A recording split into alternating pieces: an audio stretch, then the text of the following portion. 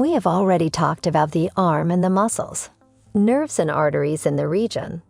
The topic of our discussion today is the region of the forearm. But where is your forearm? The forearm extends between the elbow and the wrist joints, as highlighted here. The bones of the forearm are radius and ulna. I have already talked about these bones in detail in our previous video on bones of the upper limb. If you wish to learn about their bony landmarks in detail, I suggest that you watch the video Upper Limb Bones here at sqadia.com. For now, you need to remember that these two bones articulate at both their ends and form superior and inferior radioulnar joints. The shafts of these two bones are separated by a structure known as the interosseous membrane. Just like the region of the arm, the muscles of forearm are also divided into compartments. Before jumping into the details of that, let's go through the cutaneous structure of the forearm. The skin of the forearm has its own nerve supply, veins, and lymph vessels. The cutaneous structure of the forearm has already been discussed in detail when we talked about the upper limb cutaneous nerves and venous drainage. But let's just go over them once again, starting with nerve supply. The sensory nerve supply to the skin of the forearm is from the anterior and posterior branches of the lateral cutaneous nerve of the forearm and the medial cutaneous nerve of the forearm. These nerves are the continuation of the musculocutaneous nerve in the region of the arm. The region of the forearm supplied by these nerve branches is highlighted in this figure.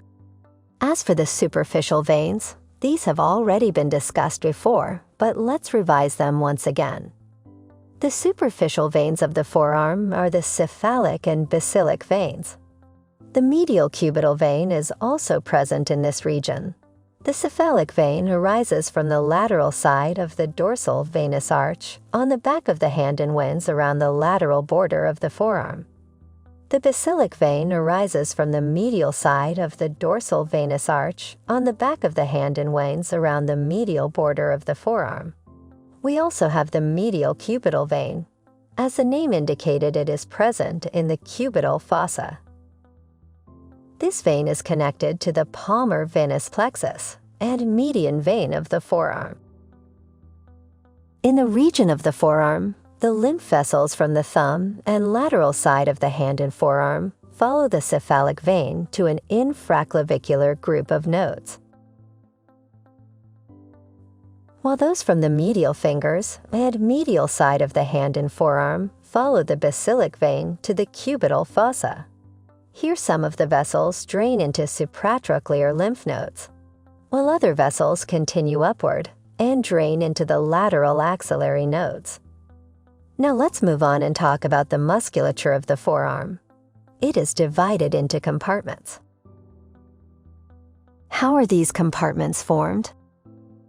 If we look at the cross-sectional view of the forearm, we see the two bones of the forearm, that is radius and ulna. The forearm is enclosed in a sheath of deep fascia, which is attached to the periosteum of the posterior subcutaneous border of the ulna. The periosteum is the sheath outside your bones that supplies them with blood, nerves, and the cells that help them grow and heal. Between the two bones of the forearm, a structure called the interosseous membrane is also present.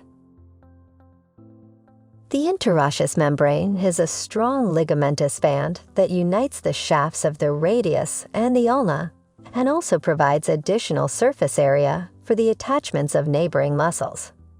It is attached to the interosseous borders of the radius and ulna.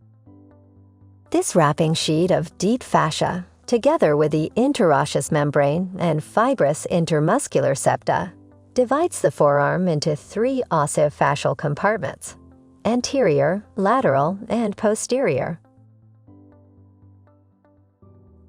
The lateral and posterior compartments are often combined into one.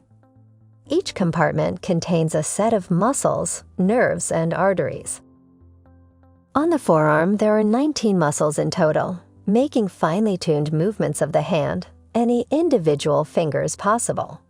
These are divided into 3 groups: anterior or ventral group, lateral or radial group, posterior or dorsal group. I will teach you about the anterior fascial compartment of the forearm and posterior fascial compartment of the forearm in the upcoming sections, so stay tuned.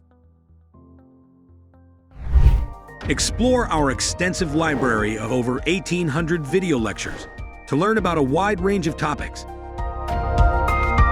Only on sqadia.com.